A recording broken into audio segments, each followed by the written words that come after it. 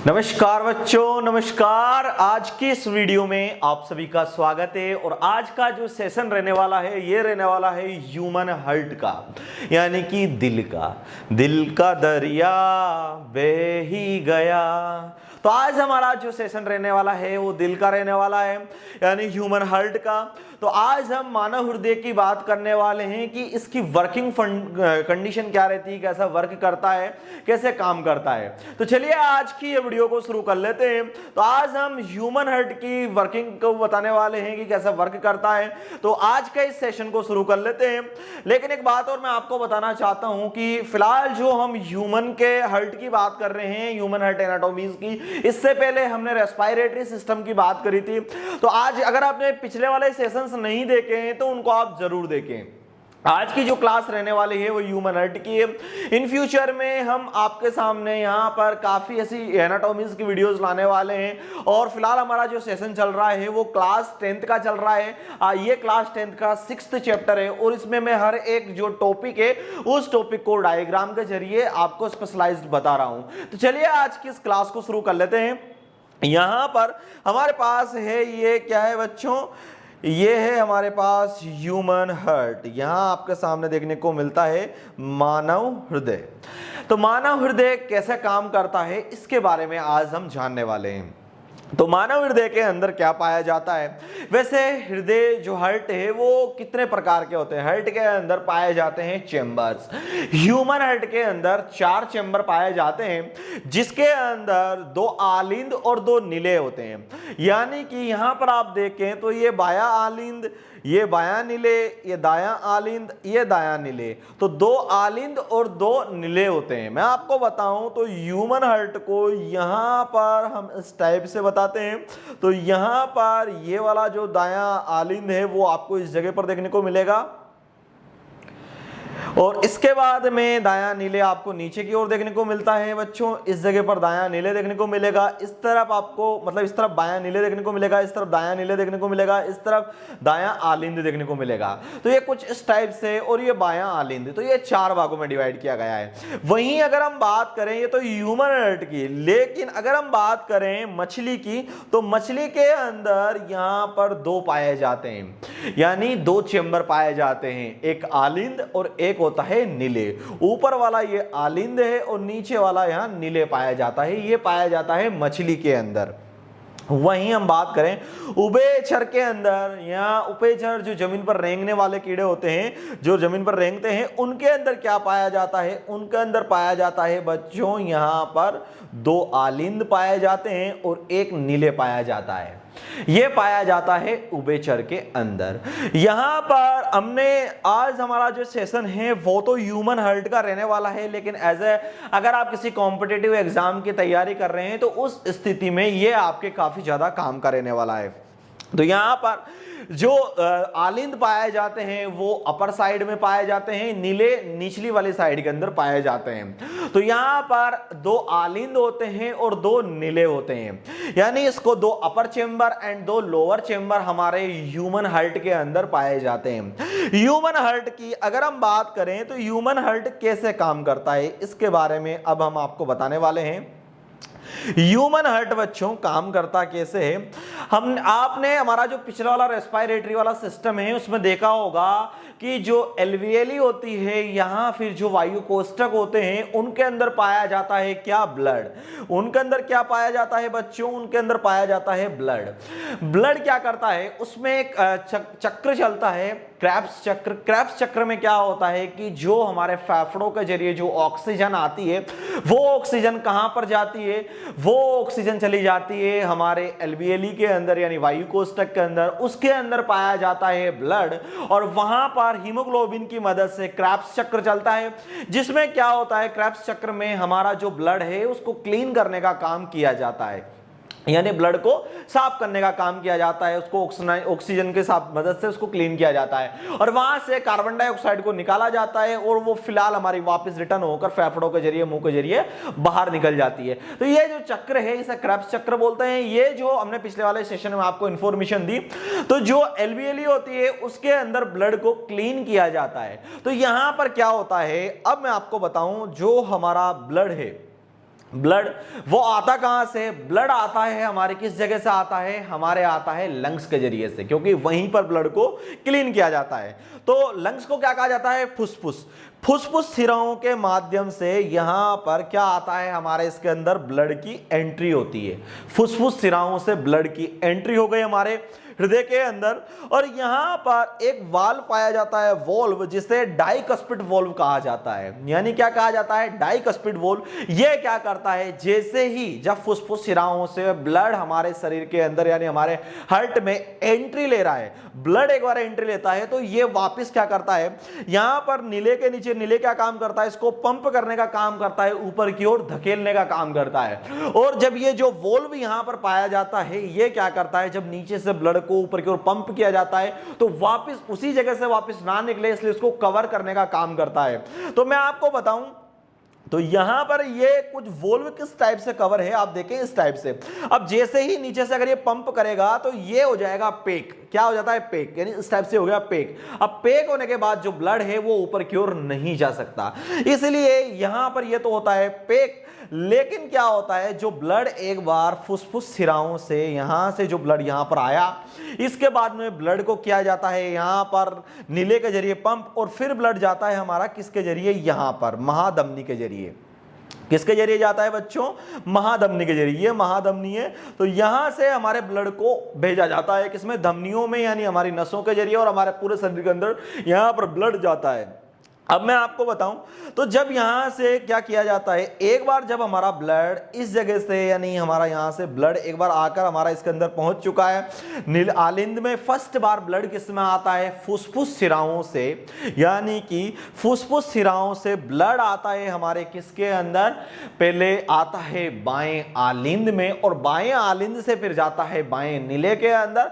बाएं नीले उसको करता है पंप। इसको जैसे ही पंप किया जाता है, तो फिर यह जाता है के महाधमनी के जरिए चला जाता है हमारे शरीर के अंदर।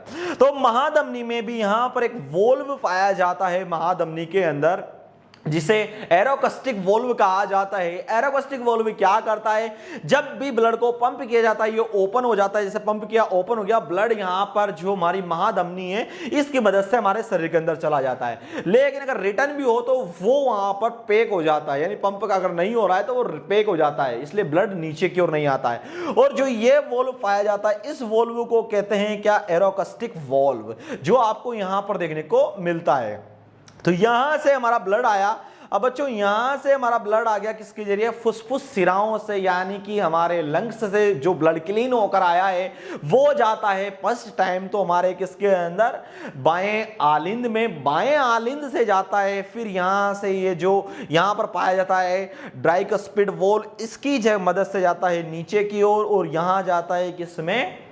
बायां आलिंद के अंदर। और बायां आलिंद इसको करता है पंप, और फिर ये चला जाता है महाधमनी की मदद से, एरोटा की मदद से हमारे शरीर के अंदर। तो ये तो हो गया ब्लड का आना और ब्लड का हमारे शरीर में जाना। लेकिन जब हमारे शरीर में ब्लड जा रहा है, उसके बाद में क्या करता है? ब्लड वापस क्लीन होने के लिए वापस आता है हमारे हृदय के अंदर। तो उसके मदद जब ब्लड वापस रिटर्न आ रहा है, तो वो आता किस जगह से? ब्लड वापस आता है हमारे शरीर में यहां से महाशिरा के जरिए। किसके जरिए ब्लड वापस आता है हमारे शरीर में? महाशिरा के जरिए ब्लड वापस हमारे शरीर के अंदर आता है। तो महाशिरा के जरिए ब्लड जब हमारे शरीर में आया, तो फर्स्ट टाइम तो ब्लड किसके अंदर आता है? दायां आलिंद में। और दायां आलिंद से फिर ब्लड किसके अंदर जाता है? हमारे शरीर के अंदर ब्लड जाता है दाहिने नीले में। दायां नीले के बाद में फिर ब्लड को क्या किया जाता है? यहां से दायां नीले भी ब्लड को कर देता है पंप, और कहां भेजा जाता है? हमारे लंग्स के अंदर, यानी हमारे फेफड़ों में। तो यहां पर जो ब्लड आया है, मैं आपको बताऊं, यहां पर जो ब्लड आया और वो ब्लड चला गया किसके जरिए? हमारे यहां पर फुसफुस धमनियां। धमनियां क्या होती है? धमनियां वो जो ब्लड को लेकर जाती है, और सिराएं वो जो ब्लड को लाते हैं। अगर सिराएं फेफड़े से ब्लड को लाकर अगर हमारे जो हार्ट के अंदर ला रहे हैं, तो वो फुसफुस सिराएं कहलाएंगे। और जो हमारे हृदय से ब्लड को लेकर जा रहे हैं वो धमनियां कहलाएगी। तो यहां पर ये क्या है, फुसफुस धमनियां हैं। फुसफुस धमनियां ब्लड को ले जाती है किसके अंदर, फुसफुस धमनियां ब्लड को ले जाती है हमारे लंग्स के अंदर, हमारे फेफड़ों के अंदर, और वहां पर क्या पाया जाता है, वहां वायुकोष्ठक पाए जाते हैं। वायुकोष्ठक पाए जाते हैं यानी कि वो ब्लड को क्लीन करने का काम करते हैं। आपके समझ में आ गया कि सिराएं क्या होती है। सिरा क्या होती है, सिरा वो होती है सिराएं जो ब्लड को लाती है और धमनियां जो ब्लड को ले जाती है। सिराएं, अगर फुसफुस सिराएं हैं तो वो क्या करती है, फुसफुस सिराएं करती है क्या, हमारे जो लंग्स है, हमारे फेफड़े हैं, हमारे फेफड़ों के जरिए ब्लड को लाती है हृदय के अंदर, और उसके बाद में धमनी हमारे ब्लड को ले जाती है हमारे शरीर के अंदर। फिर क्या होता है, महासिरा, महाधमनी हमारे ब्लड को ले गई, लेकिन महासिरा वापस शरीर के अंदर से ब्लड को लाता है क्लीन करने के लिए हृदय के अंदर, और फुसफुस सिराओं के जरिए वो चला जाता है हमारे लंग्स के अंदर क्लीन होने के लिए। ये हमारे ह्यूमन हार्ट का एक बेसिक नेचर है जो आपको मिल गया, और कंप्लीट ह्यूमन हार्ट इसी पर ही बेस्ड है। मैं आपको कंप्लीट वे में पूरा इसमें ऐसे नहीं बता रहा हूं, पूरा नोट्स पढ़ाने की जरूरत नहीं है, एक हृदय से, क्योंकि ह्यूमन हार्ट है, क्योंकि किसी भी चीज की, देखिए मैं आपको बताऊं, कोई भी आविष्कार जब होता है तो पहले आविष्कार किया जाता है, बाद में उसके ऊपर बुक लिखी जाती है।